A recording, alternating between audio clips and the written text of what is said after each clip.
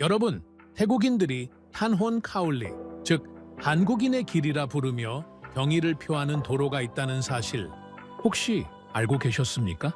그런데 이 위대한 기적의 시작이 완벽한 실패였다는 사실은요? 아마 잘 모르실 겁니다. 이건 신이 와도 절대 못합니다. 세계 최고의 기술을 가진 독일이 고개를 저으며 도망쳤고 일본조차 손을 뗐습니다. 40도의 폭염과 무장 게릴라가 날뛰는 지옥, 그 누구도 도전하지 못한 그곳엔 당시 해외 경험 제로였던 한국이 뛰어들었습니다. 경험도 없는 한국이 무슨, 이건 도전이 아니라 도박이다.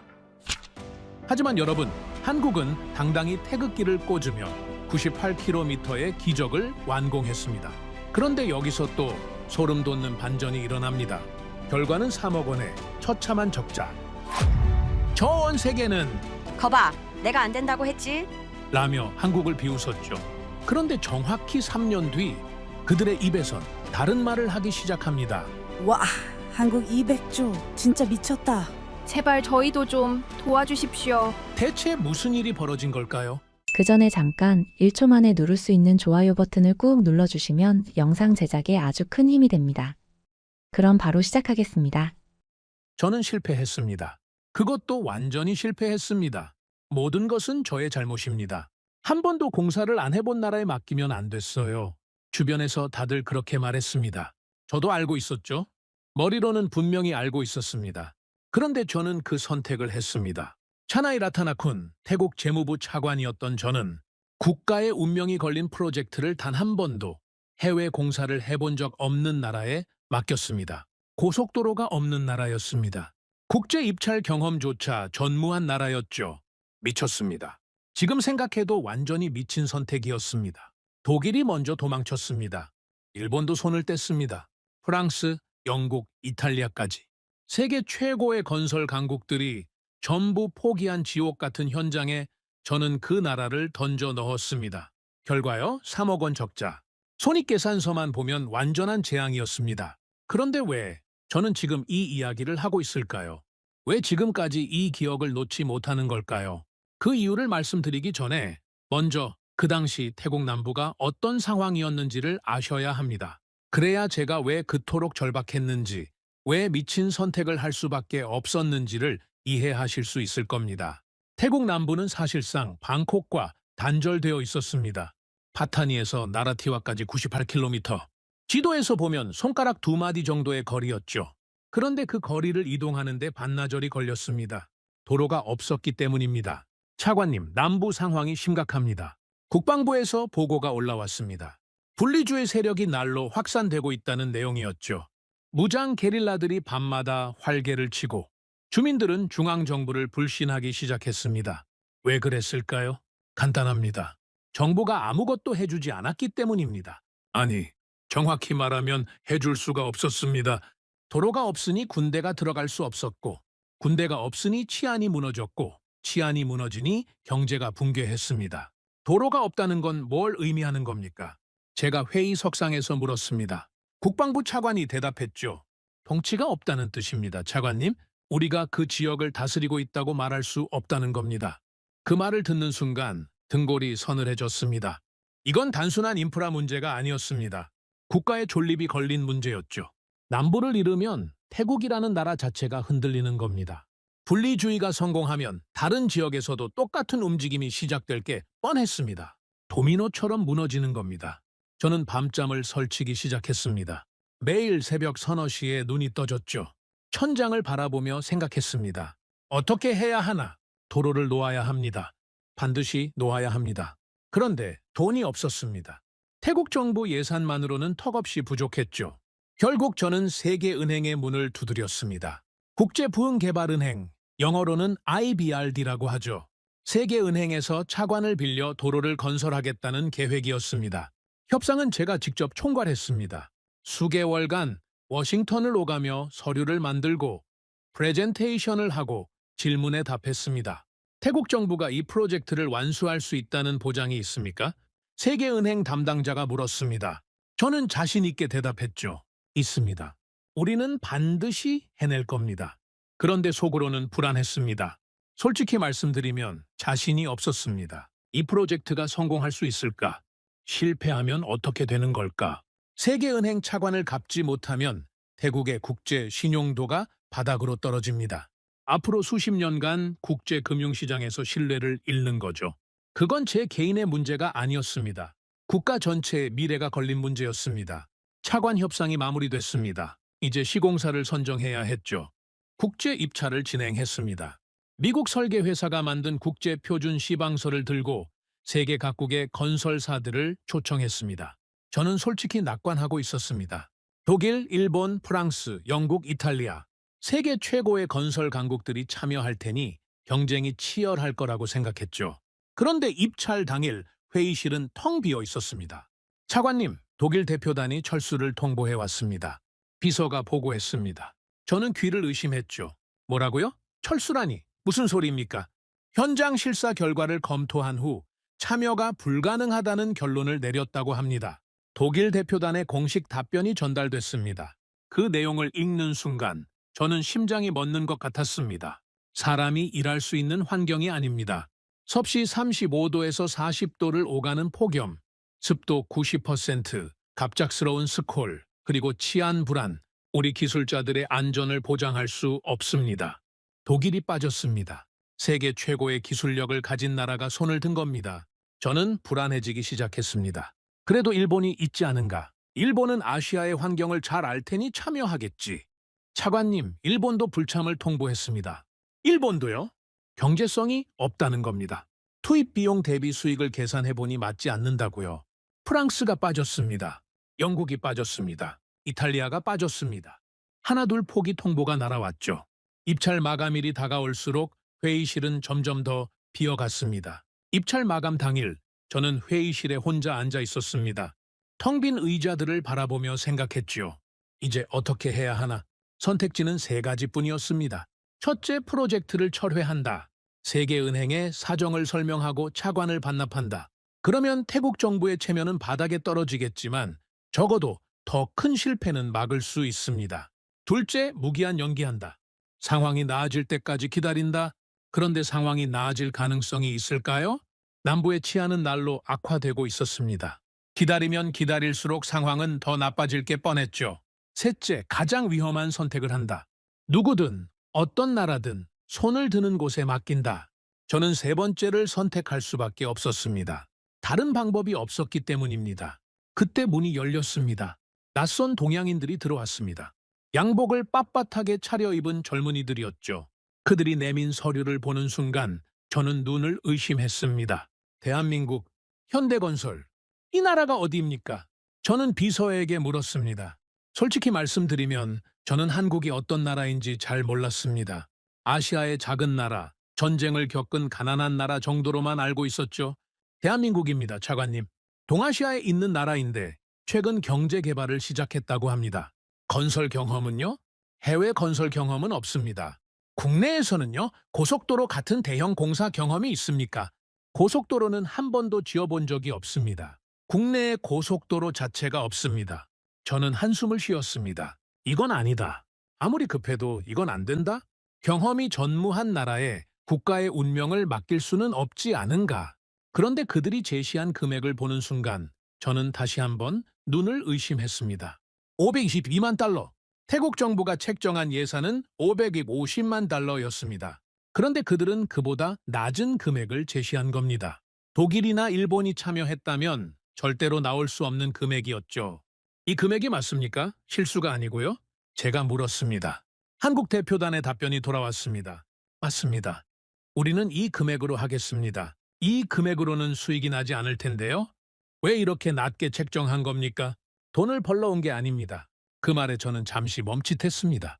돈을 벌러 온 게 아니라니 그럼 뭘 하러 온 건가? 우리는 이번이 첫 해외 공사입니다. 실적이 필요합니다. 이 공사를 성공시키지 못하면 우리는 영원히 국내에 갇힙니다. 그래서 왔습니다. 저는 그 말을 듣고도 확신이 서지 않았습니다. 절박함은 이해합니다. 그런데 절박함만으로 공사를 할 수 있는 게 아니지 않습니까? 기술이 있어야 하고 경험이 있어야 하고 장비가 있어야 합니다. 그들에게는 그 어느 것도 없었습니다. 저는 며칠을 고민했습니다. 밤새 서류를 들여다보고 관계자들과 회의를 하고 혼자 생각에 잠겼습니다. 차관님, 위험합니다. 경험 없는 나라에 맡기면 안 됩니다. 참모들이 만류했습니다. 저도 알고 있었죠. 위험하다는 것을, 실패할 가능성이 높다는 것을. 그런데 다른 선택지가 없었습니다. 한국 말고는 손을 드는 나라가 없었습니다. 실패하면 어떻게 됩니까? 제가 물었습니다. 참모가 대답했죠. 세계은행 차관을 갚지 못하게 됩니다. 태국의 국제 신용도가 추락합니다. 그리고 차관님의 정치 생명도.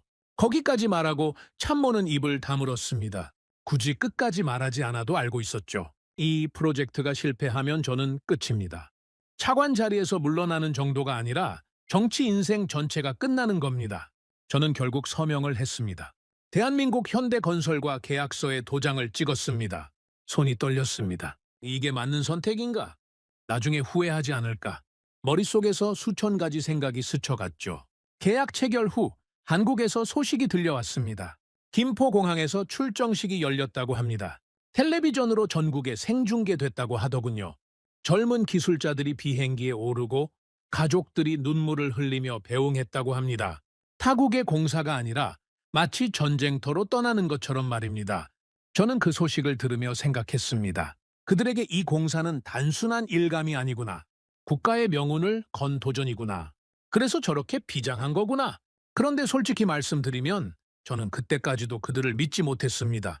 절박함은 인정합니다. 각오도 인정합니다. 그러나 현실은 다릅니다. 35도가 넘는 폭염, 습도 90%, 갑작스러운 스콜, 게릴라의 총성, 독일이 도망친 데는 이유가 있습니다. 일본이 포기한 데는 근거가 있습니다. 저는 불안했습니다. 매일 밤 악몽을 꿨습니다. 공사가 중단되고 세계은행에서 항해 전화가 오고 국제사회에서 태국을 비웃는 꿈이었죠. 식은땀을 흘리며 깨어나 천장을 바라봤습니다. 내가 잘못한 건가? 철회해야 하나? 아직 늦지 않았다. 지금이라도 계약을 취소하고 다른 방법을 찾아야 하나? 그러나 다른 방법이 없었습니다. 한국 말고는 아무도 손을 들지 않았습니다. 저는 이미 주사위를 던진 겁니다. 되돌릴 수 없는 선택을 한 겁니다. 그래서 저는 기다렸습니다. 불안과 공포 속에서 그들이 현장에 도착하기를 기다렸습니다. 지금 돌아보면 그 선택은 잘못이었습니다. 적어도 처음에는 그랬습니다. 그들이 도착한 곳은 현장이 아니라 지옥이었기 때문입니다. 한국이라는 나라를 저는 잘 몰랐습니다. 솔직히 말씀드리면 관심도 없었습니다. 아시아의 작은 나라, 전쟁의 폐허 위에 서 있는 가난한 나라 정도로만 알고 있었죠. 그런데 그 나라가 손을 들었습니다. 세계 최고의 건설 강국들이 전부 도망친 자리에서 그 나라만 남았습니다. 저는 의문이 들었습니다. 도대체 왜 온 걸까? 무모한 건지 아니면 뭔가 다른 이유가 있는 건지. 그래서 조사를 시작했습니다. 한국이라는 나라가 어떤 상황인지, 현대건설이라는 회사가 어떤 곳인지 알아보기로 했죠. 한국에 대한 자료를 가져오세요. 제가 비서에게 지시했습니다. 며칠 후 서류 뭉치가 제 책상 위에 놓였죠. 저는 그걸 한 장 한 장 넘기며 읽었습니다. 읽을수록 고개가 갸웃거려졌습니다. 한국은 불과 10여 년 전까지 전쟁 중이었습니다. 한반도 전체가 폐허가 됐죠. 수도 서울은 잿더미가 됐고 산업시설은 대부분 파괴됐습니다. 전쟁이 끝난 후에도 상황은 나아지지 않았습니다. 세계에서 가장 가난한 나라 중 하나였죠. 1인당 국민소득이 80달러 수준이었다고 합니다. 태국보다 못한 나라였습니다. 이 나라가 우리 도로를 지을 수 있겠습니까? 제가 참모에게 물었습니다. 참모는 고개를 저었죠. 객관적으로 보면 불가능합니다. 기술도 경험도 장비도 없습니다. 그런데 왜 입찰에 참여한 겁니까? 그건 저도 모르겠습니다, 차관님. 저는 더 깊이 파고들었습니다. 현대건설이라는 회사에 대해 알아봤죠. 그룹의 회장님은 농촌 출신의 사업가로 자동차 정비소에서 시작해서 건설 회사를 차렸다고 하더군요. 한국 국내에서는 제법 큰 공사를 몇 개 해봤다고 합니다. 하지만 해외 공사는 단 한 번도 없었습니다. 국제 입찰에 참여한 것도 이번이 처음이었죠. 저는 혼잣말을 했습니다. 미쳤군요. 경험도 없이 국제 입찰에 뛰어들다니. 그것도 독일과 일본이 포기한 현장의 말입니다. 무모하다고밖에 생각할 수 없었습니다. 그런데 이상한 점이 있었습니다. 그들이 제시한 금액이었죠. 522만 달러. 태국 정부가 책정한 예산이 550만 달러였는데 그보다 낮은 금액을 제시한 겁니다. 이건 상식적으로 이해가 되지 않았습니다. 저는 직접 계산을 해봤습니다. 인건비, 장비비, 자재비, 운송비, 예비비. 아무리 계산해봐도 이 금액으로는 본전도 건지기 어려웠죠. 그럼에도 그들은 이 금액을 고수했습니다. 왜 이렇게 낮은 금액을 제시한 겁니까? 제가 한국 대표단에게 직접 물었습니다. 그때 돌아온 대답을 저는 아직도 기억합니다. 우리는 돈을 벌러 온 게 아닙니다. 그럼 뭘 하러 온 겁니까? 실적을 쌓으러 왔습니다. 이 공사가 성공하면 우리는 세계로 나갈 수 있습니다. 실패하면 영원히 국내에 갇힙니다. 그래서 왔습니다. 저는 그 말을 곱씹었습니다. 돈이 아니라 실적, 수익이 아니라 기회. 그들에게 이 공사는 사업이 아니라 도박이었던 겁니다. 아니, 도박보다 더 절박한 무언가였죠. 나중에 알게 된 사실입니다만 그룹의 회장님은 이 입찰에 참여하기 전에 임원들을 불러 모아 이런 말을 했다고 합니다. 첫 실적이 없으면 영원히 국내에 갇힌다. 적자를 보더라도 가야 한다. 이건 회사의 생존이 아니라 나라의 미래가 걸린 문제다. 적자를 각오하고 온 겁니다. 돈을 벌 생각이 애초에 없었던 거죠. 오로지 실적, 오로지 경험, 오로지 세계로 나가기 위한 첫 발판. 그게 그들의 목표였습니다. 저는 복잡한 심경이었습니다. 한편으로는 그 절박함이 이해됐습니다. 가난한 나라가 세계로 나가려면 이런 무모한 도전이라도 해야 하는 거겠지. 그런데 다른 한편으로는 불안했습니다. 절박함만으로 공사를 할 수 있는 게 아니지 않습니까? 아무리 각오가 단단해도 기술이 없으면 소용없습니다. 경험이 없으면 현장에서 무너집니다. 차관님, 정말 이 회사에 맡기실 겁니까? 참모들이 다시 물었습니다. 저는 대답하지 못했죠. 솔직히 확신이 없었습니다. 며칠을 더 고민했습니다. 밤에 잠이 오지 않았습니다. 서재에 앉아 서류를 들여다보고 창밖을 바라보며 생각에 잠겼습니다. 이게 맞는 선택인가? 경험 없는 나라에 국가의 운명을 맡겨도 되는 건가?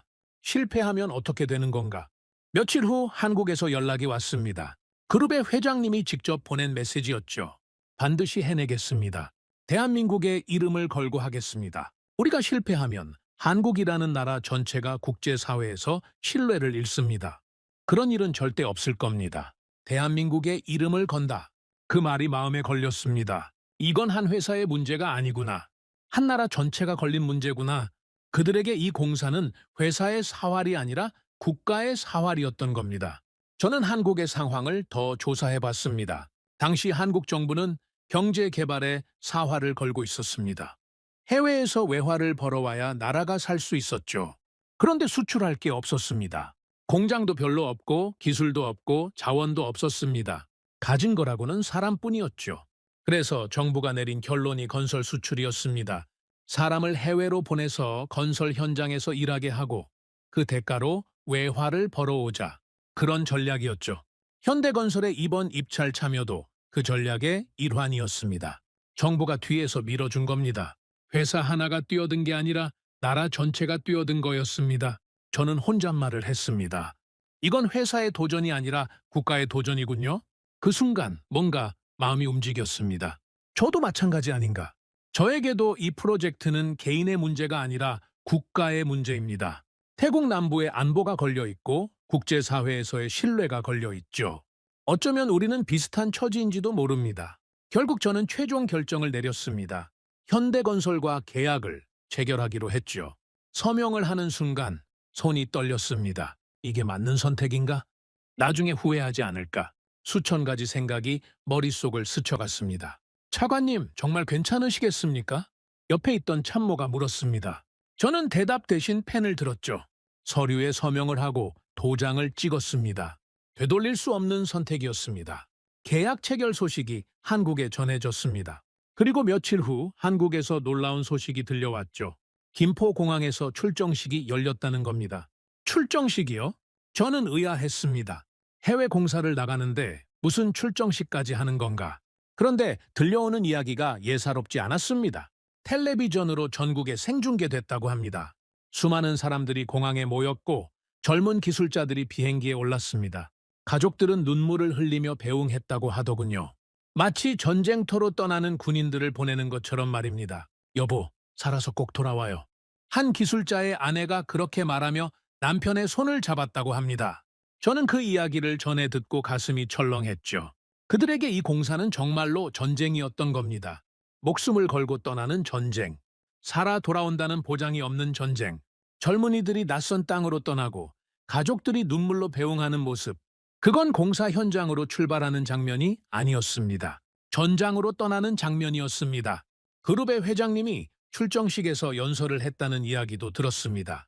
마이크 앞에 서서 기술자들을 바라보며 이렇게 말했다고 합니다. 여러분은 대한민국을 대표해서 나가는 겁니다. 여러분의 어깨에 나라의 운명이 달려 있습니다. 실패하면 안 됩니다. 반드시 성공해서 돌아와야 합니다. 대한민국의 이름을 빛내야 합니다. 여러분이 지금 흘리는 땀은 훗날 이 나라의 역사가 될 겁니다. 대한민국의 이름을 빛내라. 나라의 역사가 될 거라고 그 말이 계속 마음에 남았습니다. 저 가난한 나라가 저렇게까지 절박하구나. 저렇게까지 간절하구나. 회장님의 눈에 눈물이 고였다는 이야기도 들었습니다. 떠나는 기술자들도, 배웅하는 가족들도, 연설하는 회장님도 모두 울고 있었다고 합니다. 공항 전체가 눈물바다였다고 하더군요. 저는 그때 처음으로 그들을 다르게 보기 시작했습니다. 이건 단순한 사업이 아니구나. 한 나라의 운명을 건 도전이구나. 저 젊은이들은 회사의 직원이 아니라 국가의 전사들이구나. 어쩌면 그 절박함이 기술의 부족을 메워줄 수 있을지도 모른다. 저는 그런 생각을 했습니다. 희망이라고 해야 할까요? 아니면 기대라고 해야 할까요? 뭐라고 표현해야 할지 모르겠지만 분명히 마음 한구석에서 뭔가가 움직이기 시작했습니다. 그러나 솔직히 말씀드리면 저는 여전히 확신이 없었습니다. 절박함과 각오만으로 되는 일이 아니기 때문입니다. 현장은 냉혹합니다. 35도가 넘는 폭염이 기다리고 있습니다. 습도 90%의 찜통 같은 날씨가 기다리고 있습니다. 갑자기 쏟아지는 스콜이 기다리고 있습니다. 그리고 밤마다 들리는 총소리가 기다리고 있습니다. 독일이 왜 도망쳤겠습니까? 일본이 왜 포기했겠습니까? 그들은 바보가 아닙니다. 세계 최고의 기술력을 가진 나라들입니다. 그런 나라들이 계산기를 두드리고 현장을 살펴본 뒤에 고개를 저은 겁니다. 불가능하다고 판단한 겁니다. 차관님, 한국 기술자들이 방콕에 도착했다고 합니다. 비서가 보고했습니다. 저는 고개를 끄덕였죠. 알겠습니다. 현장 상황을 계속 보고해 주세요. 그들이 방콕에 도착했습니다. 이제 곧 남부로 내려갈 겁니다. 파타니로, 나라티와로, 그 지옥 같은 현장으로. 저는 창밖을 바라보며 생각했습니다. 그들이 버틸 수 있을까? 저 젊은이들이 그 환경을 견뎌낼 수 있을까? 아무리 각오가 단단해도 현실 앞에서는 무너지는 법입니다. 독일 기술자들도 현장을 보고 도망쳤습니다. 세계 최고의 전문가들도 포기한 곳입니다. 경험 없는 한국 청년들이 버틸 수 있을 거라고 기대하는 건 너무 순진한 생각 아닐까요? 저는 불안했습니다. 매일 밤 악몽을 꿨습니다. 공사가 중단되고 세계은행에서 항의 전화가 오고 국제사회에서 태국을 비웃는 꿈이었죠. 한국 기술자들이 쓰러지고 장비가 고장나고 현장이 수렁에 빠지는 꿈도 꿨습니다. 식은땀을 흘리며 깨어나 천장을 바라봤습니다. 내가 잘못한 건가? 철회해야 하나? 아직 늦지 않았다. 지금이라도 계약을 취소하고 다른 방법을 찾아야 하나? 그러나 다른 방법이 없었습니다. 한국 말고는 아무도 손을 들지 않았습니다. 저는 이미 주사위를 던진 겁니다. 되돌릴 수 없는 선택을 한 겁니다. 그래서 저는 기다렸습니다. 불안과 공포 속에서 그들이 현장에 도착하기를 기다렸습니다. 희망과 두려움이 뒤섞인 채로 남부에서 소식이 오기를 기다렸습니다. 며칠 후 첫 번째 보고가 올라왔습니다. 한국 기술자들이 현장에 도착했다는 내용이었죠. 저는 보고서를 펼쳐 들었습니다. 손이 떨렸습니다. 이제 시작이구나. 모든 것이 여기서 결정되는구나. 성공하면 태국 남부가 살아납니다. 실패하면 저의 정치 생명이 끝납니다. 그리고 저 젊은이들의 꿈도 끝납니다. 보고서의 첫 줄을 읽는 순간 저는 심장이 멎는 것 같았습니다. 거기엔 이렇게 적혀 있었습니다. 현장 상황 심각, 예상보다 훨씬 열악함, 즉각적인 대책 필요. 그들이 도착한 곳은 현장이 아니었습니다. 지옥이었습니다. 첫 번째 보고서를 받아든 순간 저는 심장이 멎는 것 같았습니다. 현장 상황 심각, 예상보다 훨씬 열악함, 즉각적인 대책 필요. 짧은 문장들이었지만 그 안에 담긴 무게는 천근만근이었죠. 저는 곧바로 추가 보고를 요청했습니다. 도대체 얼마나 심각하길래 이런 보고가 올라오는 건가? 며칠 후 상세 보고서가 도착했습니다. 저는 그걸 읽으면서 손이 떨렸습니다. 읽을수록 얼굴이 창백해졌죠. 한국 기술자들이 도착한 곳은 공사 현장이 아니었습니다. 그건 지옥이었습니다. 보고서에는 현장의 상황이 상세하게 적혀 있었습니다. 기온 35도에서 40도를 오가는 폭염, 습도 90%. 숨을 쉬는 것조차 고통스러운 환경이었습니다. 공기가 뜨겁고 축축해서 폐가 짓눌리는 느낌이라고 했습니다. 한 발짝만 걸어도 온몸이 땀으로 젖었고 옷이 피부에 달라붙어서 벗겨지지 않았다고 합니다. 차관님, 현장 책임자와 통화 연결됐습니다. 비서가 말했습니다. 저는 수화기를 들었죠. 전화기 너머로 들려오는 목소리는 지쳐 있었습니다. 상황이 어떻습니까? 제가 물었습니다. 잠시 침묵이 흘렀습니다. 그리고 현장 책임자의 대답이 돌아왔죠. 솔직히 말씀드리겠습니다. 차관님, 이건 사람이 일할 수 있는 환경이 아닙니다. 그 정도로 심각합니까? 심각한 정도가 아닙니다. 독일이 왜 도망쳤는지 이제 알겠습니다. 일본이 왜 포기했는지 이제 이해가 됩니다. 이건 인간의 한계를 시험하는 곳입니다. 저는 눈을 감았습니다. 예상은 했지만 직접 들으니 더 무겁게 다가왔죠. 현장 책임자는 계속 말을 이어갔습니다. 한국에서 온 젊은 기술자들이 비행기에서 내리자마자 충격을 받았다고 합니다. 방콕 공항에서도 더웠지만 남부로 내려오니 차원이 다른 더위였다고 하더군요. 공기 자체가 불덩이 같았다고 합니다. 숨을 들이쉬면 배가 타는 것 같고 내쉬면 몸 전체가 녹아내리는 느낌이었다고 합니다. 한국 기술자들 상태는 어떻습니까? 제가 물었습니다. 버티고 있습니다. 그런데 얼마나 버틸 수 있을지 모르겠습니다. 버티고 있다. 그 말이 마음에 걸렸습니다. 버틴다는 건 한계에 다다랐다는 뜻이니까요. 저는 전화를 끊고 창밖을 바라봤습니다. 방콕의 하늘은 맑았습니다. 그러나 수백 킬로미터 남쪽에서는 지옥이 펼쳐지고 있었죠. 제가 그곳으로 보낸 사람들이 고통받고 있었습니다. 제가 한 선택 때문에 젊은이들이 쓰러지고 있었습니다. 며칠 후 더 상세한 보고가 올라왔습니다. 현장의 실상이 적나라하게 드러났죠. 아침 6시에 해가 뜨면 기온이 급격히 올라갔습니다. 오전 9시만 되면 30도를 넘겼고 정오에는 35도에서 40도까지 치솟았습니다. 오후가 되면 더 심해졌죠. 햇볕이 대지를 내리쬐고 습기가 공기 중에 가득 차서 마치 뜨거운 수증기 속에 들어가 있는 것 같았다고 합니다. 작업은 진행되고 있습니까? 제가 물었습니다. 진행은 되고 있습니다만 효율이 형편없습니다. 10시간 일해야 할 걸 2~3시간밖에 못합니다. 왜 그렇습니까? 사람이 버티질 못합니다. 1시간만 일해도 쓰러집니다. 열사병 환자가 매일 나옵니다. 의무실이 환자들로 가득 찼습니다. 저는 한숨을 내쉬었습니다. 이럴 줄 알았습니다. 아니, 솔직히 말하면 이 정도일 줄은 몰랐습니다. 보고서에는 한국 기술자들의 상태가 적혀 있었습니다. 도착 첫날부터 탈진자가 속출했다고 합니다. 젊고 건강한 청년들이 몇 시간 만에 쓰러졌습니다. 얼굴이 새빨갛게 달아오르고 의식을 잃고 구토를 하고 의무실로 실려가는 사람이 줄을 이었다고 합니다. 한국에서 추가 인력을 보내달라고 요청이 왔습니다. 현장 책임자가 말했습니다. 추가 인력이요? 네. 예상보다 소모가 심합니다. 이 속도로는 인력이 부족합니다. 소모. 그 단어가 가슴에 박혔습니다. 사람을 소모품처럼 표현하다니. 그런데 현실이 그랬습니다. 사람이 소모되고 있었습니다. 젊은이들의 체력이, 건강이, 의지가 소모되고 있었습니다. 저는 그 책임에서 자유로울 수 없었죠.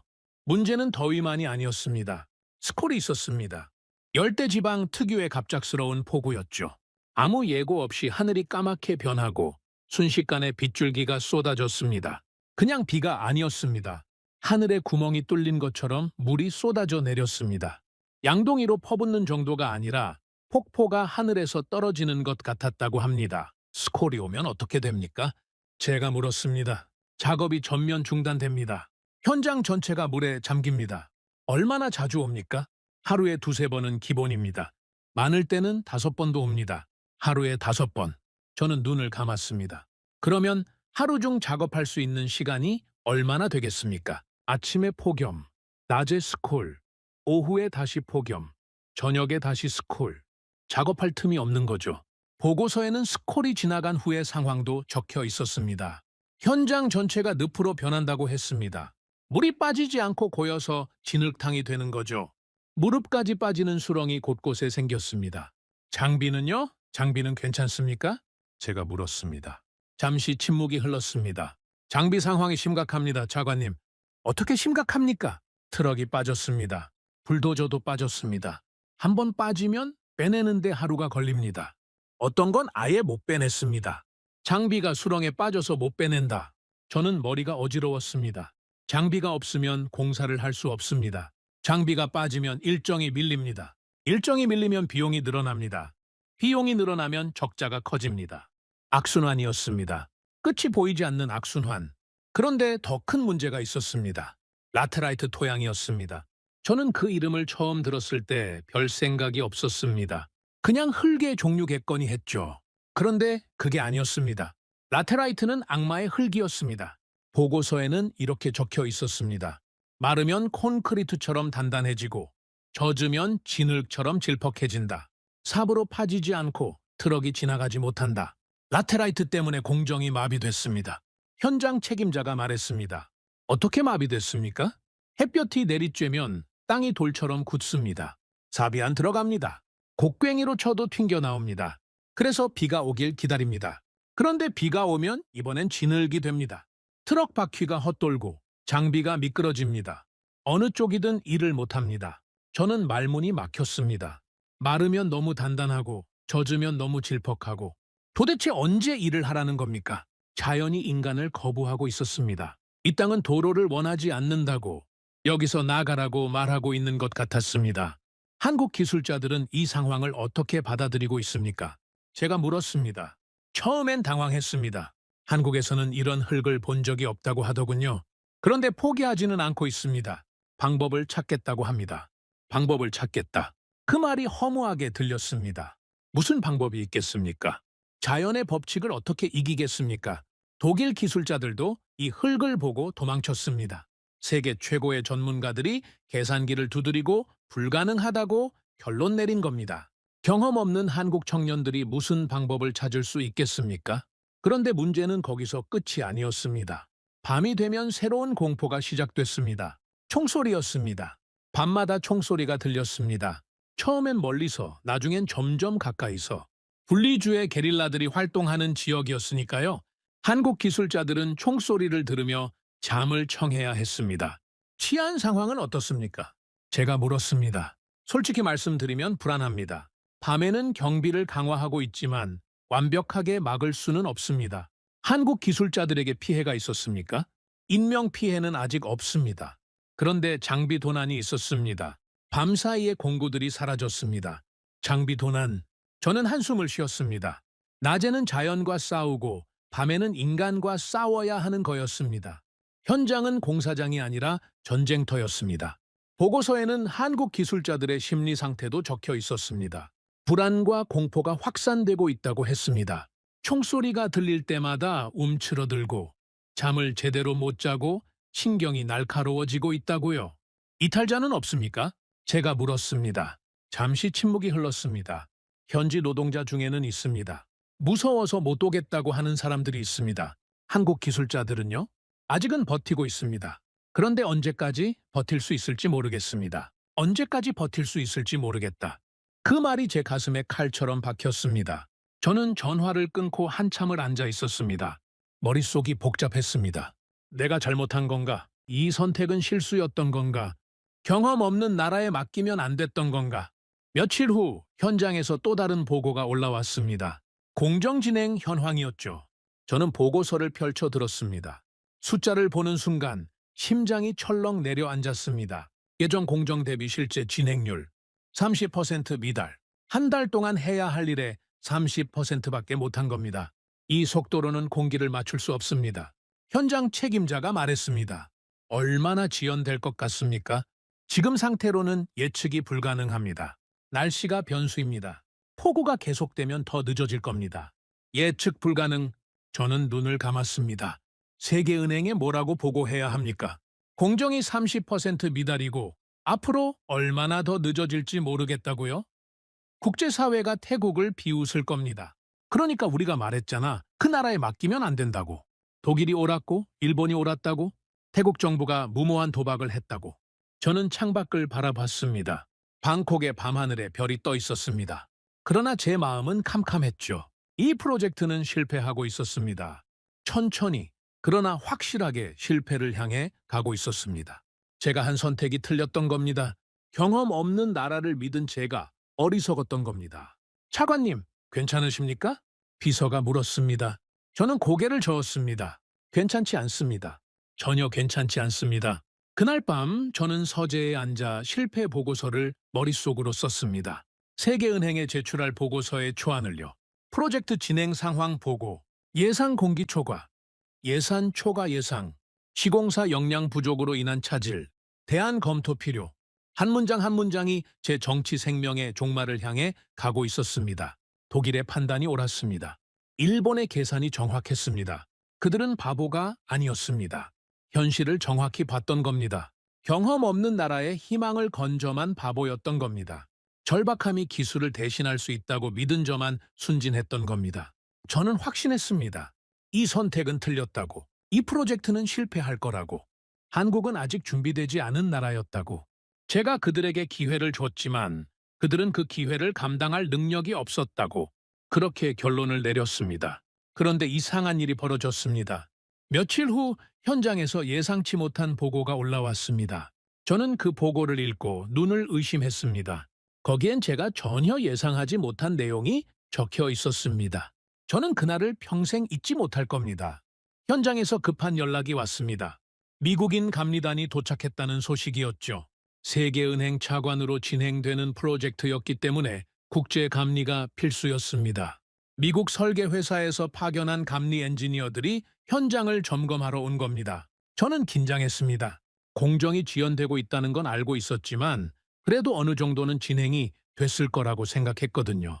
힘들게 버티고 있는 한국 기술자들이 조금이라도 성과를 냈을 거라고 믿었습니다. 감리 점검 결과가 나오면 바로 보고해 주세요. 제가 비서에게 지시했습니다. 그리고 기다렸죠. 하루가 지나고 이틀이 지났습니다. 보고가 오지 않았습니다. 이상했습니다. 점검이 끝났으면 바로 보고가 와야 하는데 왜 소식이 없는 걸까? 저는 불안해지기 시작했습니다. 혹시 무슨 문제가 생긴 건 아닐까? 사흘째 되는 날 드디어 연락이 왔습니다. 전화기 너머로 들려오는 목소리는 떨리고 있었습니다. 차관님, 큰일 났습니다.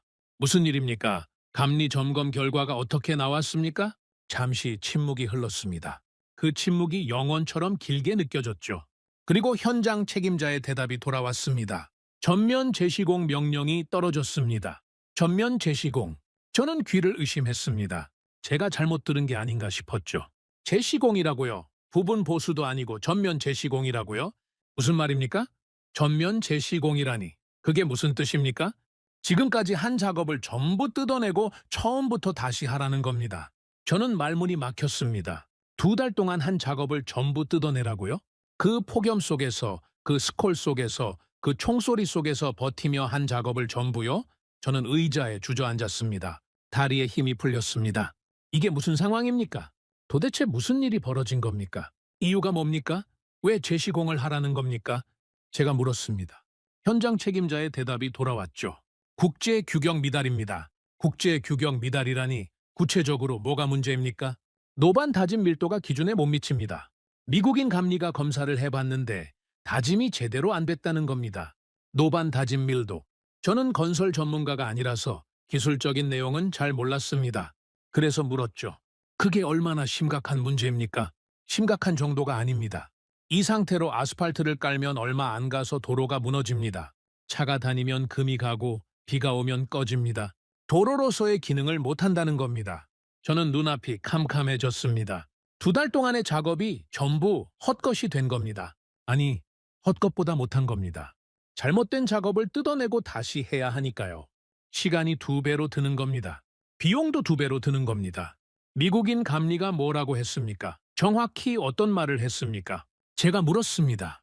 현장 책임자는 잠시 망설이다가 대답했죠. 감리단장이 현장을 둘러보고 나서 이렇게 말했습니다. 이건 고속도로가 아니라 농로다. 국제 기준을 완전히 무시한 공사다. 이대로는 절대 안 된다. Non-grow. 그 단어가 제 가슴에 비수처럼 꽂혔습니다. 국가의 운명을 건 프로젝트가 농로 취급을 받은 겁니다. 세계은행 차관을 받아서 진행하는 국제 프로젝트가 농로라니요. 저는 부끄러웠습니다. 분노했습니다. 그리고 무엇보다 두려웠습니다.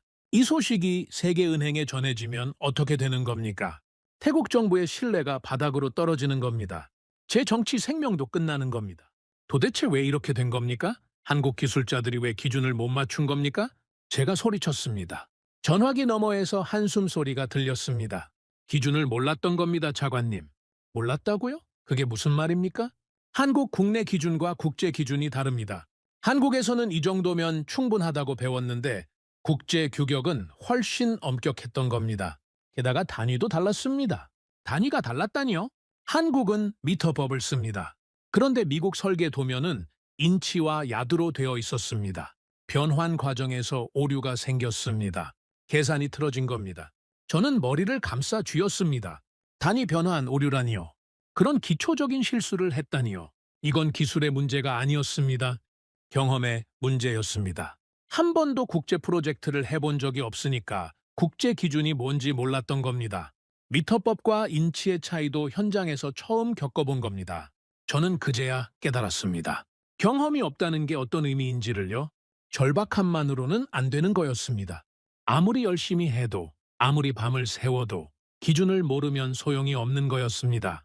한국 기술자들은 어떻게 반응했습니까? 제가 물었습니다. 충격을 받았습니다. 2달 동안 죽을 힘을 다해 일했는데 그걸 전부 뜯어내라는 말을 들으니까요. 현장 분위기가 최악입니다. 저는 전화를 끊고 한참을 앉아 있었습니다.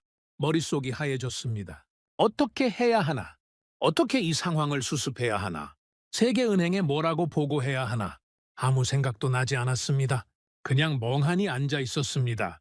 며칠 후 저는 상세 보고서를 받아들었습니다.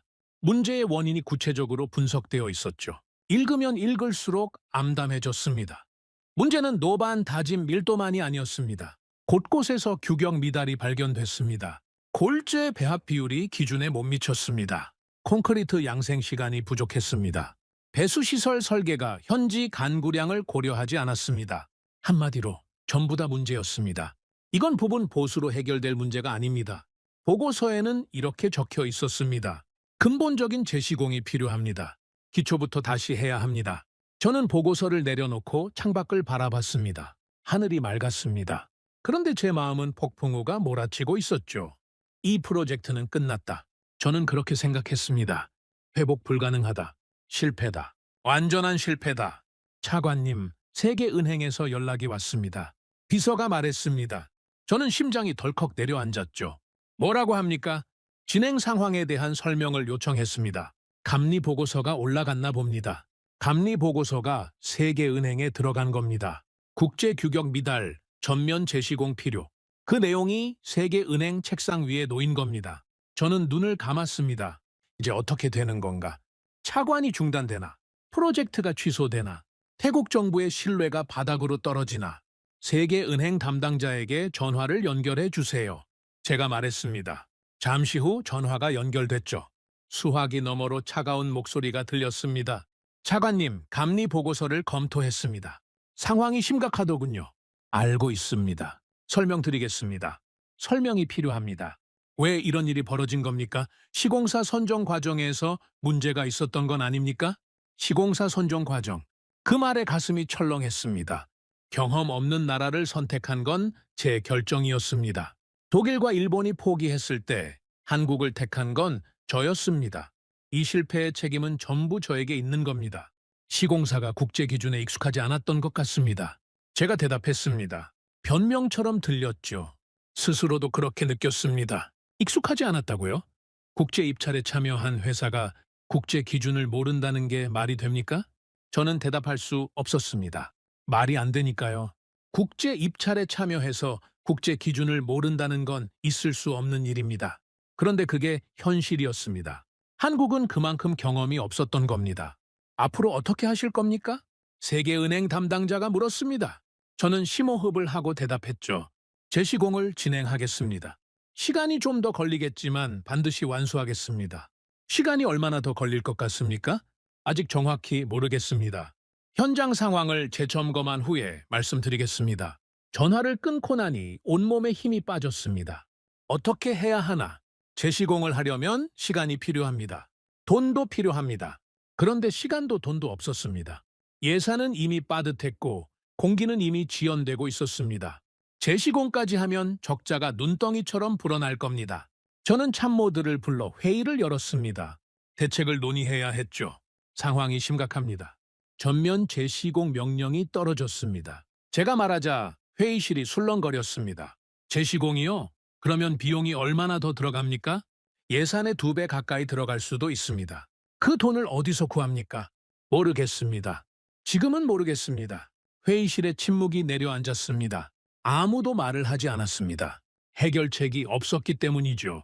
차관님, 솔직히 말씀드리겠습니다. 한 참모가 입을 열었습니다. 처음부터 한국에 맡기면 안 됐습니다. 경험 없는 나라에 이런 큰 프로젝트를 맡긴 건 실수였습니다. 그 말이 비수처럼 꽂혔습니다. 맞는 말이었으니까요. 처음부터 잘못된 선택이었던 겁니다. 독일이 옳았습니다. 일본이 옳았습니다. 그들은 현실을 정확히 봤던 겁니다. 희망에 눈이 멀어 현실을 무시한 건 저 혼자였습니다. 그래서 어떻게 하자는 겁니까? 지금 와서 시공사를 바꿀 수도 없지 않습니까? 제가 물었습니다. 프로젝트를 중단하는 것도 방법입니다. 손실을 최소화하고 철수하는 겁니다. 철수하면 어떻게 됩니까? 세계은행 차관을 갚지 못하게 됩니다. 태국의 국제 신용도가 타격을 받겠죠. 하지만 계속 밀어붙이다가 더 큰 실패를 겪는 것보다는 나을 수도 있습니다. 저는 고개를 저었습니다. 철수는 안 됩니다. 철수하면 태국 남부는 어떻게 됩니까? 도로 없이 계속 고립된 채로 살아야 합니다. 분리주의 세력은 더 확산될 겁니다. 국가 통합이 위협받을 겁니다. 그리고 무엇보다 저 멀리 태국 남부에서 죽을 힘을 다해 버티고 있는 한국 청년들은 어떻게 됩니까? 그들의 노력이, 그들의 땀이 전부 물거품이 되는 겁니다. 철수는 안 됩니다. 다른 방법을 찾아야 합니다. 제가 말했습니다. 그런데 다른 방법이 뭡니까? 저도 몰랐습니다. 그냥 철수는 안 된다고, 포기할 수 없다고 말했을 뿐입니다. 회의가 끝난 후 저는 서재에 혼자 앉아 있었습니다. 실패 보고서 초안을 쓰기 시작했죠. 세계은행에 제출할 보고서였습니다. 손이 떨렸습니다. 펜을 쥔 손에 힘이 들어가지 않았습니다. 프로젝트 진행 상황 보고, 예상 공기 초과, 예산 초과 예상, 시공사 역량 부족으로 인한 품질 문제 발생, 전면 재시공 필요, 향후 대책 검토 중, 한 문장 한 문장 쓸 때마다 가슴이 무너져 내렸습니다. 이건 실패 선언이었습니다. 제 정치 생명의 종말 선언이었습니다. 저는 펜을 내려놓고 창밖을 바라봤습니다. 밤하늘에 달이 떠 있었습니다. 저 달이 태국 남부의 현장도 비추고 있겠지요. 폭염과 스콜과 총소리 속에서 버티고 있는 한국 청년들 위에도 저 달빛이 내리고 있겠지요. 저는 확신했습니다. 이 선택은 틀렸다고. 이 프로젝트는 실패할 거라고. 한국은 아직 준비되지 않은 나라였다고. 독일의 판단이 옳았다고. 저만 어리석었다고. 그런데 며칠 후 현장에서 이상한 보고가 올라왔습니다. 저는 그 보고를 읽고 눈을 의심했습니다. 전면 재시공 명령이 떨어진 후 저는 한국 기술자들이 포기하거나 항의할 거라고 예상했습니다. 계약 파기를 요구하거나 추가 비용을 요청하거나 최소한 불만을 터뜨릴 거라고 생각했죠. 그런데 보고서에는 전혀 다른 내용이 적혀 있었습니다. 한국 기술자들이 밤을 새우고 있습니다. 밤을 새운다고요? 재시공 명령에 항의하는 게 아니라 밤을 새운다고요? 뭘 하고 있습니까? 제가 물었습니다. 공부하고 있습니다. 공부라니요? 저는 이해할 수 없었습니다. 도대체 무슨 공부를 한다는 겁니까? 공부를 하고 있다. 저는 그 보고를 듣고 귀를 의심했습니다. 전면 재시공 명령이 떨어졌는데 공부를 하고 있다고요? 2달 동안 죽을 힘을 다해 일한 걸 전부 뜯어내라는 말을 들었는데 항의도 안 하고 공부를 하고 있다고요? 저는 이해할 수 없었습니다. 보통은 이런 상황에서 어떻게 합니까? 변명을 합니다. 핑계를 댑니다. 날씨가 너무 더웠다. 장비가 부족했다. 현지 상황이 예상과 달랐다. 온갖 이유를 대면서 책임을 회피하려고 하죠. 아니면 항의를 합니다. 이건 부당하다. 우리 잘못이 아니다. 감리 기준이 너무 엄격하다. 불만을 터뜨리면서 재협상을 요구하죠. 그런데 한국 기술자들은 둘 다 하지 않았습니다. 변명도 없었고 항의도 없었습니다. 대신 공부를 하고 있었습니다. 정확히 뭘 공부하고 있습니까? 제가 물었습니다. 현장 책임자의 대답이 돌아왔죠. 미국 설계 도면을 처음부터 다시 분석하고 있습니다. 국제 시방서를 한 줄 한 줄 해석하고 있습니다. 영어 사전을 옆에 놓고 기술 용어를 외우고 있습니다. 저는 잠시 말을 잃었습니다. 영어 사전을 옆에 놓고 기술 용어를 외운다고요? 그건 학생들이나 하는 일 아닙니까? 현장에서 일하는 기술자들이 사전을 펴놓고 공부를 한다고요? 상상이 되지 않았습니다. 그런데 현실이 그랬습니다. 밤에 현장 사무실에 불이 꺼지지 않습니다. 현장 책임자가 말했습니다. 밤새 불이 켜져 있습니까? 네. 새벽 2, 3시까지 불이 켜져 있습니다. 어떤 날은 아예 밤을 새웁니다. 저는 궁금해졌습니다. 도대체 그들이 뭘 하고 있는 건지 직접 확인하고 싶었습니다. 며칠 후 저는 현장을 방문하기로 결정했습니다. 직접 가서 눈으로 보고 싶었습니다. 그들이 정말로 공부를 하고 있는지 아니면 그냥 보고서가 과장된 건지 확인하고 싶었죠. 방콕에서 남북까지 가는 길은 멀고 험했습니다. 비행기를 타고 차를 타고 비포장도로를 달렸습니다. 차창 밖으로 보이는 풍경은 점점 황량해졌죠. 도시의 모습이 사라지고 정글이 나타났습니다. 길은 점점 좁아지고 노면은 점점 거칠어졌습니다. 이 길을 포장하는 게 이번 프로젝트의 목표였습니다. 이 험한 땅에 제대로 된 도로를 놓는 게 우리의 과제였죠. 현장에 도착한 건 저녁 무렵이었습니다. 해가 뉘엿뉘엿 지고 있었죠. 저는 현장 사무실로 향했습니다. 간이 건물이었습니다. 판자와 철판으로 만든 허름한 구조물이었죠. 그런데 그 안에서 불빛이 새어나오고 있었습니다. 저는 문을 열고 들어갔습니다. 그리고 그 광경을 보았습니다. 젊은 기술자들이 책상에 둘러앉아 있었습니다. 책상 위에는 두꺼운 서류 뭉치가 놓여 있었죠. 미국에서 온 설계 도면이었습니다. 영어로 빼곡하게 적힌 기술 문서였습니다. 그리고 그 옆에는 영어 사전이 펼쳐져 있었습니다. 낡고 해진 사전이었습니다. 손때가 묻어 있었죠. 기술자들은 사전을 들춰가며 한 단어 한 단어 해석하고 있었습니다. 저기요, 이 단어가 무슨 뜻입니까? 한 기술자가 옆 사람에게 물었습니다. 컴팩션, 다짐이라는 뜻입니다. 흙을 단단하게 눌러서 밀도를 높이는 작업이지요. 그러면 컴팩션 레이트는요? 다짐률입니다. 흙이 얼마나 단단하게 눌렸는지를 백분율로 나타낸 겁니다. 그들은 서로 가르치고 배우고 있었습니다. 아는 사람이 모르는 사람에게 설명하고, 모르는 사람이 아는 사람에게 질문하고, 그렇게 서로의 지식을 나누고 있었습니다. 저는 한참을 서서 그 광경을 지켜봤습니다. 아무도 제가 온 걸 눈치채지 못했습니다. 그만큼 집중하고 있었던 거죠. 신뢰합니다. 제가 말했습니다. 그제야 그들이 고개를 들었지요. 저를 알아본 기술자 한 명이 벌떡 일어났습니다. 차관님, 어쩐 일로 여기까지 오셨습니까? 현장 상황을 직접 보고 싶어서 왔습니다. 지금 뭘 하고 있는 겁니까? 젊은 기술자가 대답했습니다. 시방서를 분석하고 있습니다. 국제 규격이 정확히 뭘 요구하는지 파악하려고요. 밤늦게까지요? 낮에는 현장 작업을 해야 합니다. 공부는 밤에 할 수밖에 없습니다. 저는 책상 위를 둘러봤습니다. 설계 도면, 기술 문서, 영어 사전, 노트. 노트에는 빼곡하게 메모가 적혀 있었습니다. 한글과 영어가 뒤섞인 메모였죠. 기술 용어를 한국어로 번역해 놓은 것 같았습니다. 이걸 언제부터 했습니까? 제가 물었습니다. 제시공 명령이 떨어진 그날 밤부터 시작했습니다. 왜요? 왜 이렇게까지 합니까? 항의를 할 수도 있었을 텐데요. 감리 기준이 너무 엄격하다고, 조건이 불공평하다고 말할 수도 있었을 텐데요. 젊은 기술자가 고개를 저었습니다. 그건 핑계입니다. 기준을 몰랐던 건 우리 잘못입니다. 남 탓을 해봤자 소용없습니다. 우리가 배워야 합니다. 우리가 바뀌어야 합니다. 저는 그 말을 듣고 잠시 멈칫했습니다. 기준을 몰랐던 건 우리 잘못이다. 남 탓을 해봤자 소용없다. 우리가 배워야 한다. 그 말들이 머릿속을 맴돌았습니다. 보통 사람들은 그렇게 생각하지 않습니다. 실패하면 남 탓을 합니다. 조건이 나빴다. 상대가 불공평했다. 운이 없었다. 온갖 이유를 대면서 자신을 방어하죠. 그런데 이 젊은이들은 달랐습니다. 실패의 책임을 자신에게서 찾았습니다. 그리고 스스로를 바꾸려고 했습니다. 저는 다른 기술자에게 물었습니다. 힘들지 않습니까? 낮에는 폭염 속에서 일하고 밤에는 공부하고 잠은 언제 잡니까? 기술자가 웃으며 대답했습니다. 솔직히 힘듭니다.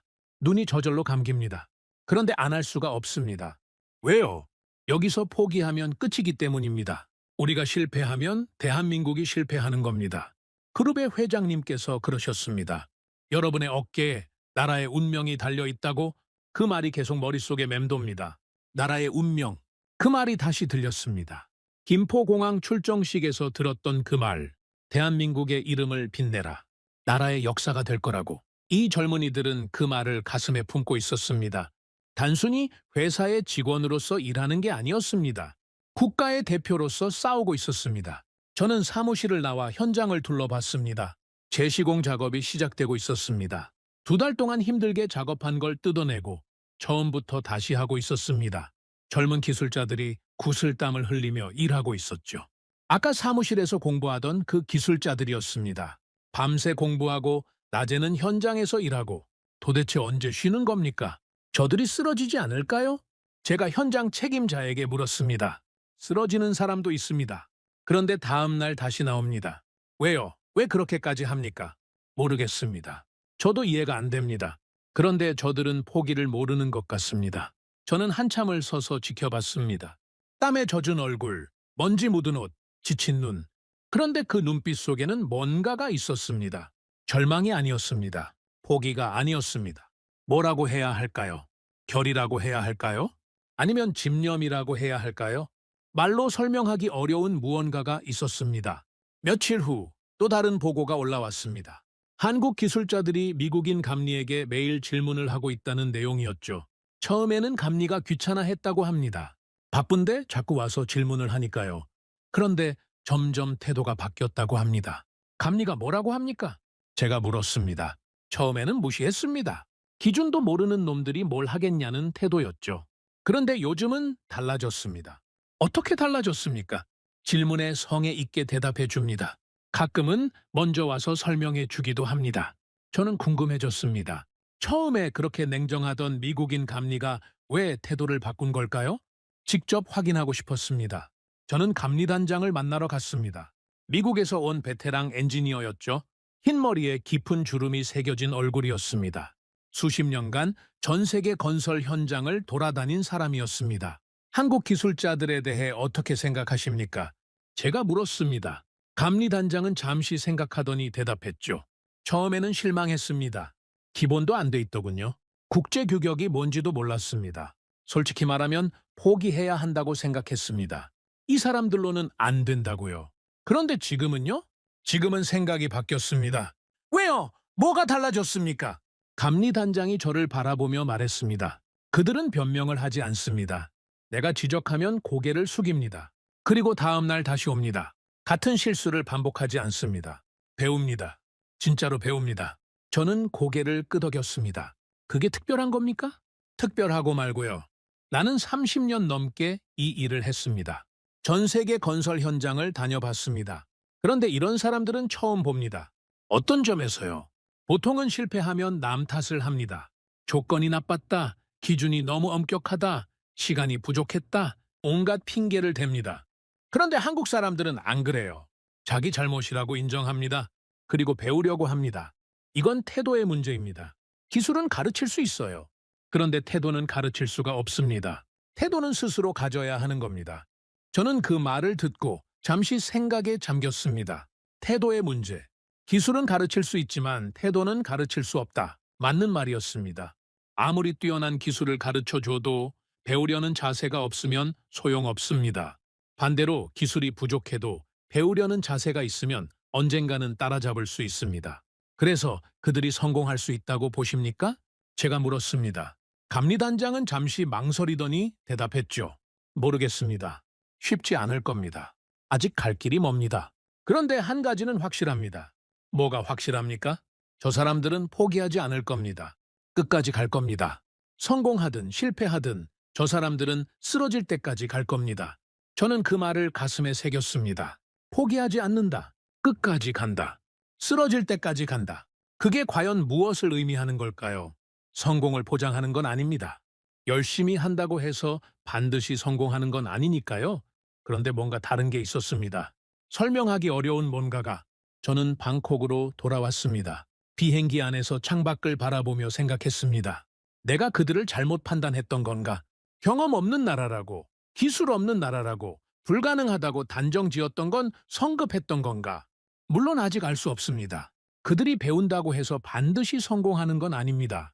국제 규격을 익힌다고 해서 자동으로 품질이 좋아지는 건 아닙니다. 그런데 뭔가 달라진 건 사실이었습니다. 최소한 제 마음속에서는 뭔가가 달라졌습니다. 서재에 돌아와 앉았습니다. 며칠 전에 쓰다 만 실패 보고서 초안이 책상 위에 놓여 있었습니다. 저는 그 종이를 집어들었습니다. 프로젝트 진행 상황 보고, 예상 공기 초과, 시공사 역량 부족, 전면 재시공 필요. 한 문장 한 문장이 눈에 들어왔습니다. 며칠 전만 해도 이 보고서를 완성해서 세계은행에 제출할 생각이었습니다. 프로젝트 실패를 공식화하고 대안을 모색할 생각이었습니다. 그런데 지금은 망설여졌습니다. 이 보고서를 제출하는 게 맞는 걸까? 아직 끝난 게 아닌데. 저 사람들이 아직 포기하지 않았는데. 밤새 공부하고 낮에 일하고 쓰러져도 다시 일어나는 저 사람들이 있는데 지금 실패를 선언하는 게 맞는 걸까? 저는 보고서를 서랍에 넣었습니다. 아직 제출하지 않기로 했습니다. 조금 더 지켜보기로 했습니다. 확신이 생긴 건 아니었습니다. 그냥 판단을 유보한 것뿐이었습니다. 그런데 그것만으로도 큰 변화였습니다. 며칠 전까지만 해도 저는 실패를 확신하고 있었으니까요. 저는 처음으로 한국이라는 나라를 다시 보기 시작했습니다. 가난한 나라, 경험 없는 나라, 기술 없는 나라. 그렇게만 생각했던 나라를요. 어쩌면 그 나라에는 제가 몰랐던 뭔가가 있는 건지도 모릅니다. 기술은 없지만 배우려는 의지가 있고 경험은 없지만 포기하지 않는 끈기가 있는 건지도 모릅니다. 그게 기술과 경험의 부족을 메워줄 수 있는 건지 아직은 알 수 없었습니다. 하지만 지켜보고 싶었습니다. 저 사람들이 어디까지 가는지 끝까지 지켜보고 싶었습니다. 그들이 배우고 있다는 건 알았습니다. 밤새 공부하고 감리에게 질문하고 국제 규격을 익히고 있다는 건 확인했죠. 그런데 배움만으로는 부족했습니다. 현장에는 교과서에 없는 문제들이 기다리고 있었으니까요. 아무리 열심히 공부해도 해결할 수 없는 문제들이 있었습니다. 자연이 던지는 문제, 환경이 던지는 문제, 그 누구도 예상하지 못한 문제들이요. 그리고 그 문제들이 하나둘 터지기 시작했습니다. 첫 번째 위기는 아스콘이었습니다. 아스콘은 아스팔트 콘크리트의 줄임말이죠. 도로 표면을 덮는 검은색 포장재입니다. 이걸 만들려면 골재가 필요해요. 자갈과 모래 같은 것들이죠. 그런데 문제가 있었습니다. 골재가 젖어 있으면 아스콘을 만들 수 없어요. 반드시 건조해야 하죠. 한국에서는 이게 문제가 안 됐습니다. 날씨가 건조하니까요. 골재를 야외에 쌓아두면 자연스럽게 말랐죠. 그런데 태국 남부는 달랐습니다. 차관님, 아스콘 생산이 전면 중단됐습니다. 현장에서 급한 연락이 왔어요. 저는 심장이 덜컥 내려앉았죠. 왜요? 무슨 문제입니까?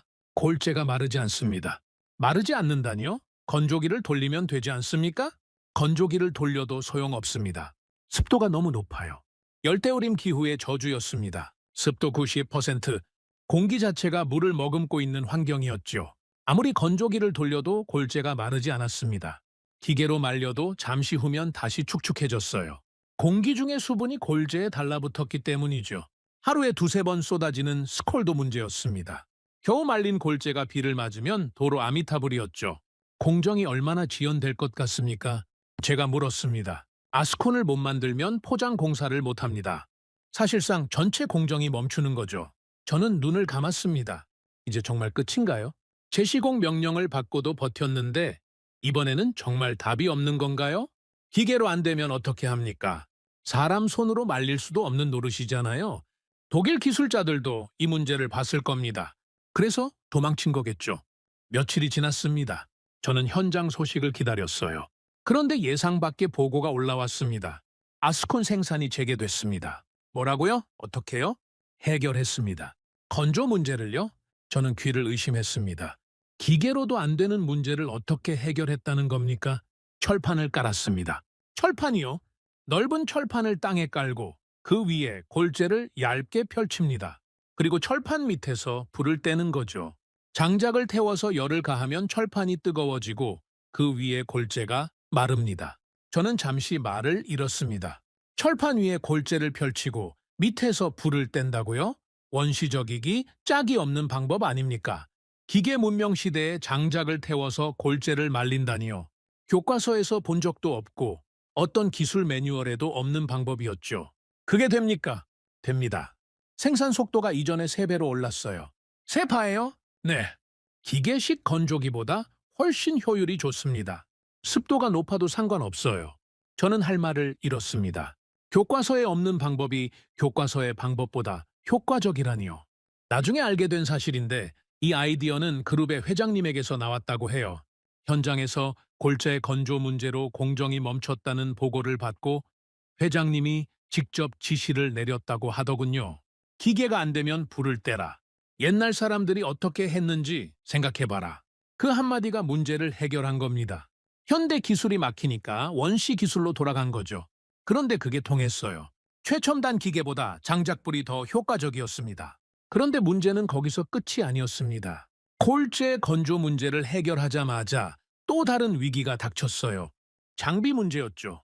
도로를 만들려면 땅을 다져야 합니다. 이 작업에는 롤러라는 장비가 필요해요. 무거운 원통형 기계가 땅 위를 굴러가면서 눌러주는 거죠. 한국에서 가져온 롤러가 있었습니다. 그런데 문제가 생겼어요. 롤러가 안 먹힙니다. 안 먹힌다니요? 고장이 났습니까? 고장은 아닙니다. 작동은 해요. 그런데 땅이 안 다져집니다. 라테라이트 때문이죠. 또 라테라이트였습니다. 악마의 흙이 또 문제를 일으킨 거예요. 마르면 콘크리트처럼 단단해지는 이 흙은 일반 롤러의 무게로는 다져지지 않았습니다. 롤러가 지나가도 흙이 꿈쩍도 안 했어요. 어떻게 해야 합니까? 더 무거운 롤러가 필요합니다. 최소 20톤짜리 진동 롤러요. 독일에서 수입해야 합니다. 독일에서 수입이라니요? 시간이 얼마나 걸릴까요? 몇 달은 걸릴 겁니다. 그런데 예상 밖의 대답이 돌아왔어요. 이미 주문했습니다. 이미요? 언제요? 현장에 도착하자마자 주문했어요. 이 흙을 보고 일반 롤러로는 안 되겠다고 판단한 거죠. 독일산 20톤 진동 롤러 8대가 지금 배에 실려서 오고 있습니다. 저는 놀랐습니다. 미리 주문을 해뒀다고요? 문제가 터지기 전에 예측하고 준비했다고요? 그건 보통 판단력이 아니었습니다. 기다리지 않았어요. 문제가 터질 때까지 기다리지 않고 미리 움직인 거죠. 며칠 후 독일산 롤러가 도착했습니다. 20톤짜리 거대한 기계 8대가 현장에 투입됐죠. 감리가 다진 밀도를 검사했습니다. 결과는 합격이었어요. 국제 규격을 충족했습니다. 그런데 문제는 또 있었습니다. 장비가 있어도 장비가 고장나면 소용없잖아요. 열대우림의 혹독한 환경에서 기계들이 버티질 못했습니다. 하루가 멀다 하고 고장이 났어요? 장비 고장이 너무 잦습니다. 수리는 어떻게 하고 있습니까? 부품을 주문해서 교체하고 있어요. 그런데 한국에서 오려면 최소 2, 3주는 걸립니다. 장비가 고장 날 때마다 2, 3주씩 기다린다고요? 그러면 공사가 진행될 수가 없잖아요. 저는 또다시 절망했습니다. 문제가 끝이 없었어요. 그런데 며칠 후 또 예상 밖의 보고가 올라왔습니다. 장비 다운타임이 거의 사라졌습니다. 어떻게요? 부품이 빨리 왔습니까? 아닙니다. 부품을 기다리지 않아요. 그러면 어떻게 수리합니까? 만듭니다. 부품을요. 현장에서 직접 만듭니다. 저는 귀를 의심했습니다. 부품을 현장에서 직접 만든다고요? 한국 기술자들이 간이 정비 공장을 만들었어요. 용접공과 선반공을 데려왔습니다. 현장에서 부품을 직접 깎고 용접하고 제작하는 거죠. 그게 됩니까? 제대로 된 부품이 만들어집니까? 완벽하진 않습니다. 그런데 작동은 해요. 임시 방편이지만 장비가 돌아가게 만들 수 있습니다. 저는 나중에 현장을 다시 방문했습니다. 간이 정비 공장을 직접 보고 싶었거든요. 현장 한쪽에 천막을 친 공간이 있었습니다. 그 안에 용접기와 선반이 놓여 있었죠. 기술자들이 불꽃을 튀기며 철을 깎고 있었어요. 이게 뭡니까? 제가 물었습니다. 롤러 베어링입니다. 어제 고장 났어요. 정품 부품은 2주 후에 나오죠.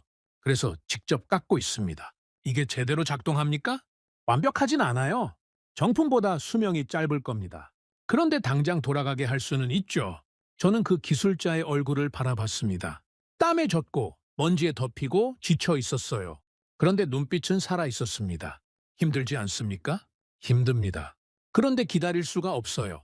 장비가 멈추면 공정이 멈춥니다. 공정이 멈추면 약속을 못 지키죠. 약속을 못 지키면 대한민국의 신용이 무너집니다. 저는 간이 정비 공장을 둘러보며 생각했습니다. 이건 기술의 문제가 아니었어요. 태도의 문제였죠. 선진국 기술자들은 기다립니다. 시스템이 해결해 줄 때까지, 부품이 도착할 때까지요. 그런데 이 사람들은 기다리지 않았습니다. 스스로 해결했어요. 없으면 만들었죠. 없으면 만든다. 그 말이 머릿속에 맴돌았습니다. 이건 단순한 구호가 아니었어요. 철학이었죠. 가난한 나라에서 살아남은 사람들의 생존 본능이었습니다. 아무것도 없는 상태에서 시작한 사람들, 스스로 해결하지 않으면 안 된다는 걸 아는 사람들, 그들이 만들어낸 철학이었죠. 서재에 돌아와 앉았습니다. 서랍에 넣어둔 실패 보고서를 꺼냈어요.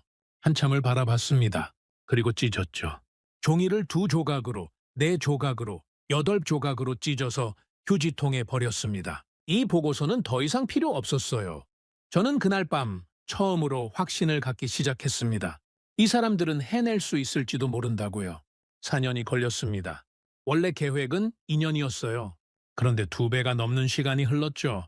수차례 중단, 전면 재시공, 장비 교체, 예산 초과. 누구도 이 프로젝트를 성공이라고 부르지 않았습니다. 저 역시 마찬가지였어요. 끝까지 불안했습니다. 마지막 순간까지 믿을 수가 없었죠. 정말로 완공이 되는 건가? 정말로 이 지옥 같은 공사가 끝나는 건가? 완공식 전날 밤에도 저는 잠을 이루지 못했습니다. 완공식 당일 아침, 저는 현장으로 향했습니다. 비행기를 타고, 차를 타고, 그 험한 길을 달렸죠? 그런데 이상했어요. 예전과 뭔가 달랐습니다. 차가 덜컹거리지 않았어요. 흙먼지가 날리지 않았습니다. 창밖을 내다봤죠. 검은색 아스팔트가 쭉 뻗어 있었습니다. 정글 한복판에 반듯한 도로가 놓여 있었어요. 저는 그 광경을 보면서 가슴이 먹먹해졌습니다. 파타니에서 나라티와까지 98km, 지도에서는 손가락 2마디 정도의 거리였죠. 그런데 그 거리를 연결하는데 4년이 걸렸습니다. 수백 명의 젊은이들이 땀을 흘렸고, 수십 대의 장비가 투입됐고, 수천 번의 좌절과 재도전이 있었어요. 그 모든 것의 결과물이 지금 제 눈앞에 펼쳐져 있었습니다. 완공식장에 도착했습니다. 태국 정부 관계자들이 모여 있었어요. 지역 주민들도 왔습니다. 그리고 한국 기술자들이 있었죠. 4년 전에 김포공항에서 출발했던 그 젊은이들이었습니다. 그런데 얼굴이 달라져 있었어요. 햇볕에 그을리고 주름이 생기고 눈가에 피로가 쌓여 있었죠. 4년의 세월이 그들의 얼굴에 새겨져 있었습니다. 고생 많으셨습니다. 제가 한국 기술자들에게 말했습니다. 그들은 고개를 숙였어요. 아무 말도 하지 않았습니다. 그런데 그 침묵이 수천 마디 말보다 무겁게 느껴졌죠. 완공식이 시작됐습니다. 연설이 있었고 축사가 있었어요. 그런데 저는 그 말들이 귀에 들어오지 않았습니다. 계속 도로만 바라봤어요. 저 검은색 아스팔트 위에 얼마나 많은 땀이 스며들어 있을까? 얼마나 많은 눈물이 묻어 있을까? 얼마나 많은 좌절과 포기하고 싶은 순간들이 있었을까? 이제 첫 차량이 출발합니다. 사회자가 말했습니다. 모든 사람의 시선이 도로 입구로 향했어요. 한 대의 차가 서 있었습니다. 시동이 걸렸죠. 엔진 소리가 들렸습니다. 그리고 천천히 움직이기 시작했어요. 타이어가 아스팔트 위를 굴러갔습니다. 아무 일도 일어나지 않았어요. 차가 흔들리지 않았습니다. 먼지가 날리지 않았죠. 그냥 부드럽게 조용하게 앞으로 나아갔습니다. 저는 숨을 죽이고 지켜봤어요. 차가 멀어져 갔습니다. 점점 작아졌죠. 그리고 시야에서 사라졌습니다. 잠시 후 무정이에서 소리가 들렸어요. 도착했습니다. 이상 없습니다. 그 순간 환호성이 터져 나왔습니다. 사람들이 박수를 치기 시작했어요. 저도 모르게 손뼉을 쳤습니다. 박수를 치면서 눈시울이 뜨거워졌죠. 이상하지 않습니까? 차관이라는 사람이 도로 하나 개통했다고 눈물을 글썽이다니요. 그런데 어쩔 수가 없었어요. 4년 동안 쌓였던 모든 것들이 한꺼번에 터져 나오는 것 같았습니다. 차관님, 축하드립니다. 옆에 있던 참모가 말했어요. 축하는 무슨, 저 사람들한테 해야죠. 저는 한국 기술자들을 바라봤습니다. 그들도 서로 얼싸안고 있었어요. 울고 있는 사람도 있었습니다. 4년 동안 참았던 눈물을 쏟아내고 있었죠. 완공식이 끝나고 저는 도로 위를 걸어봤습니다. 직접 밟아보고 싶었어요. 아스팔트가 단단했습니다. 발밑에서 탄탄하게 받쳐주는 느낌이 들었죠. 이게 그 한국 청년들이 만든 거구나. 폭염 속에서, 스콜 속에서, 총소리 속에서 만든 거구나. 가슴이 뭉클해졌습니다. 주민들이 모여들기 시작했어요. 처음에는 멀리서 지켜보기만 했죠. 그런데 점점 가까이 왔습니다. 한 노인이 도로 위에 쪼그려 앉았어요. 손으로 아스팔트를 만지더군요. 쓰다듬듯이 소중한 것을 만지듯이요. 그러더니 눈물을 흘렸습니다. 어르신, 왜 우십니까? 제가 물었어요. 노인이 고개를 들었습니다. 평생 이런 길은 처음 봅니다. 평생 이렇게 반듯한 길은 처음이에요. 그 말을 듣는 순간 저도 눈물이 났습니다. 이 사람들은 평생 제대로 된 도로를 본 적이 없었던 거예요. 진흙탕 길, 먼지 나는 길, 비 오면 수렁이 되는 길, 그게 전부였던 겁니다. 그런데 지금 생전 처음으로 아스팔트 도로를 밟아보는 거죠. 아이들이 도로 위를 뛰어다니기 시작했어요. 까르르 웃으면서 달렸습니다. 넘어지지 않았어요? 먼지가 나지 않았죠. 그냥 신나게 뛰어다녔습니다. 그 모습을 보는 부모들의 얼굴에 미소가 번졌어요. 이제 아이들이 학교에 갈 수 있겠네요. 한 어머니가 말했습니다. 전에는 어떻게 했습니까? 우기에는 못 갔어요. 길이 너무 질퍽해서요. 반년은 학교를 쉬어야 했죠. 반년을 학교를 못 갔다고요? 저는 그 말에 충격을 받았습니다. 도로가 없다는 게 이런 의미였던 거예요? 아이들의 교육까지 막는 거였죠. 병원도 마찬가지였을 겁니다. 응급 환자가 생겨도 제때 갈 수 없었겠죠. 시장도 그랬을 거예요. 물건을 팔러 가고 싶어도 갈 수가 없었을 겁니다. 이제는 달라지겠네요? 제가 말했어요. 네, 이제는 달라질 겁니다. 어머니의 눈에 희망이 빛나고 있었습니다. 며칠 후 저는 이상한 소식을 들었어요. 주민들 사이에서 이 도로를 부르는 이름이 생겼다는 겁니다. 공식 명칭이 아니었어요. 정부에서 붙인 이름도 아니었죠. 주민들이 스스로 부르기 시작한 이름이었습니다. 뭐라고 부릅니까? 제가 물었어요. 타논 카울리라고 부릅니다. 타논 카울리요? 그게 무슨 뜻입니까? 한국인의 길이라는 뜻입니다. 한국인의 길. 저는 그 말을 듣고 한참을 아무 말도 못했습니다. 주민들이 스스로 그렇게 부르기 시작했다고요? 정부가 시킨 것도 아니고 누가 홍보한 것도 아닌데요? 그냥 자연스럽게 그 이름이 퍼졌다고요? 왜 그렇게 부릅니까? 한국 사람들이 만들었으니까요. 저 젊은이들이 죽을 힘을 다해서 만들었으니까요. 우리는 그걸 봤습니다. 폭염 속에서 쓰러지면서도 일어나는 걸 봤어요. 비를 맞으면서도 멈추지 않는 걸 봤죠. 그래서 이 길은 한국인의 길입니다. 저는 그 말을 듣고 전율이 일었습니다. 이름은 누가 붙이는 게 아니었어요. 현장이 붙이는 거였죠. 사람들의 마음이 붙이는 거였습니다.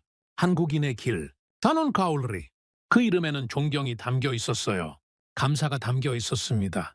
그리고 결코 잊지 않겠다는 약속이 담겨 있었죠. 저는 완공식 날 처음으로 박수를 쳤습니다. 진심으로요. 그리고 처음으로 인정했어요. 제가 틀렸다고. 한국을 과소평가했다고. 경험 없는 나라라고, 기술 없는 나라라고, 불가능하다고 단정 지었던 제가 틀렸다고요. 이 길은 콘크리트가 아니라 신뢰로 깔렸습니다. 아스팔트가 아니라 의지로 덮였죠. 성공은 보고서에 있는 게 아니었어요. 사람들의 얼굴에 있었습니다. 주민들의 눈물에, 아이들의 웃음에, 어머니들의 희망에 있었죠. 그날 서랍 속에 있던 실패 보고서는 완전히 폐기됐습니다. 그리고 새로운 보고서를 썼어요. 성공 보고서를요. 그 도로는 한국의 시작이었습니다. 저는 그렇게 확신해요. 손익계산서만 보면 실패였죠. 3억 원의 적자. 회사 입장에서는 빚지는 장사였습니다. 그런데 국가는 그렇게 계산하지 않아요. 국가는 더 긴 호흡으로, 더 넓은 시야로 바라봅니다. 그리고 그 시야로 보면 이 프로젝트는 씨앗이었어요. 200조가 넘는 거대한 나무로 자라날 씨앗이었죠. 태국 남부는 달라졌습니다. 도로가 놓이자마자 변화가 시작됐어요. 군대가 들어갈 수 있게 됐죠. 치안이 안정되기 시작했습니다. 분리주의 세력의 활동이 줄어들었어요. 물류가 움직이기 시작했습니다.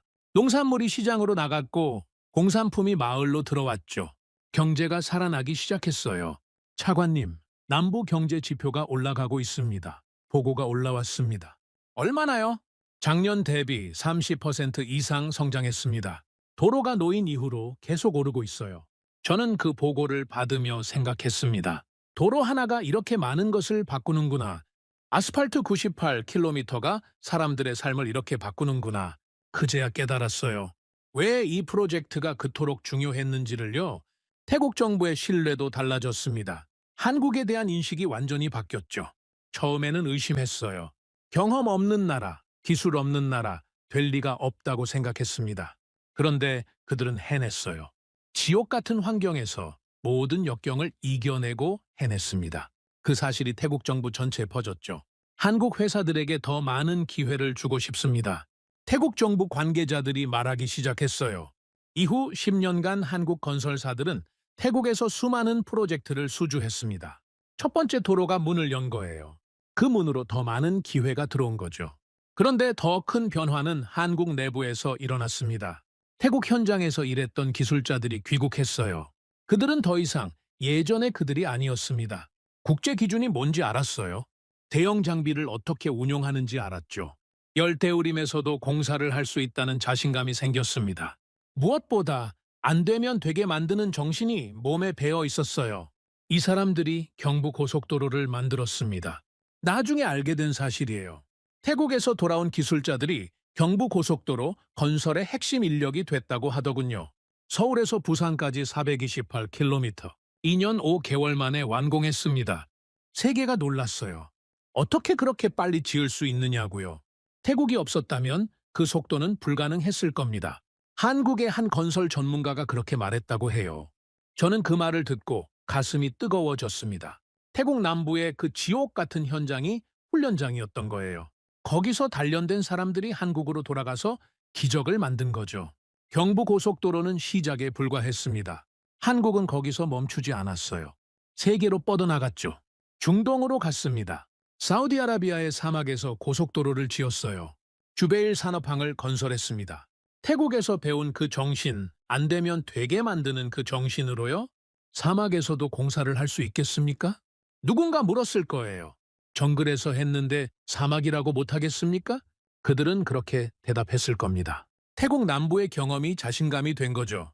혹서도 이겨봤고, 폭우도 이겨봤고, 악조건 속에서 문제를 해결하는 법도 배웠으니까요.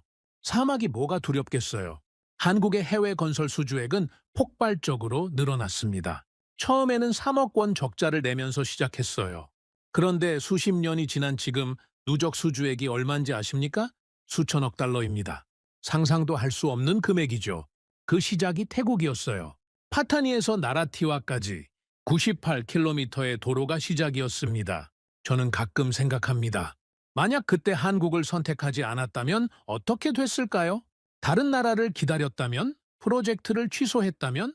한국은 영원히 국내에 갇혀 있었을지도 몰라요. 세계로 나갈 기회를 얻지 못했을지도 모릅니다. 경부고속도로도 그렇게 빨리 짓지 못했을 거예요. 중동 진출도 늦어졌겠죠. 차관님의 그 선택이 역사를 바꿨습니다. 누군가 그렇게 말해준 적이 있어요. 저는 고개를 저었습니다. 제가 바꾼 게 아닙니다. 저는 그냥 기회를 줬을 뿐이에요. 그 기회를 잡은 건 한국 사람들이었습니다. 폭염 속에서 쓰러지면서도 일어난 건 그들이었어요. 밤새 공부하고 낮에 일한 건 그들이었죠. 없으면 만들어낸 건 그들이었습니다. 저는 수많은 결정을 내렸어요.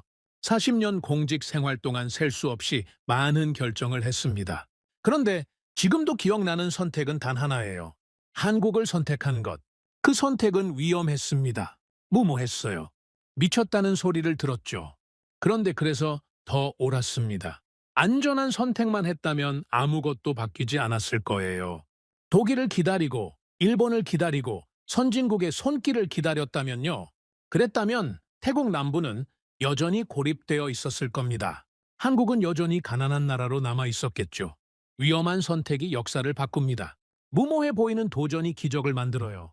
저는 그걸 배웠습니다. 한국이라는 나라에게서 그 젊은 기술자들에게서요. 다논 카울리, 한국인의 길. 그 이름은 아직도 남아있다고 해요. 60년이 지난 지금도 현지 사람들은 그 도로를 그렇게 부른다고 합니다. 정부가 공식 명칭을 붙였지만 사람들은 여전히 한국인의 길이라고 불러요. 이름은 강제로 바꿀 수 없는 거죠. 사람들의 마음에 새겨진 이름은요. 저는 이제 늙었습니다. 공직에서 은퇴한 지도 오래됐어요. 그런데 아직도 그때 일을 생생하게 기억합니다. 폭염 속에서 쓰러지던 젊은이들, 밤새 불이 꺼지지 않던 사무실, 철판 위에서 골재를 말리던 원시적인 방법, 부품을 직접 깎아 만들던 간이 정비 공장, 완공식 날 눈물을 흘리던 기술자들, 그리고 도로 위를 뛰어다니던 아이들의 웃음소리, 그 모든 것이 아직도 눈에 선해요. 3억의 적자는 200조의 씨앗이 되었습니다. 한국인의 길은 한 나라가 세계로 나아간 방식의 이름이 됐어요. 저는 그 역사의 시작점에 서 있었습니다. 그리고 그걸 지켜봤죠. 가장 위험한 선택이 가장 옳은 선택이 되는 순간을요. 그래서 저는 지금도 이 이야기를 합니다. 젊은 사람들에게, 도전을 두려워하는 사람들에게, 실패가 무서워서 시작도 못하는 사람들에게요. 한국이라는 나라가 어떻게 여기까지 왔는지를요. 아무것도 없던 나라가 어떻게 세계를 놀라게 했는지를요. 단원 가울리, 한국인의 길. 그것은 도로의 이름이 아닙니다. 한 나라가 세계로 나아간 방식의 이름이에요. 그리고 저는 그 길의 시작을 선택한 사람으로서 영원히 이 이야기를 기억할 겁니다. 오늘의 사연은 여기까지입니다. 구독과 좋아요는 영상 제작에 아주 큰 힘이 됩니다. 지금까지 감동테라스 저는 소희였습니다. 오늘도 우리 구독자님들의 가정에 따뜻한 행복이 가득하시길 진심으로 바라겠습니다. 긴 영상 끝까지 시청해주셔서 정말 감사합니다. 내일 더 좋은 이야기로 찾아뵙겠습니다. 감사합니다.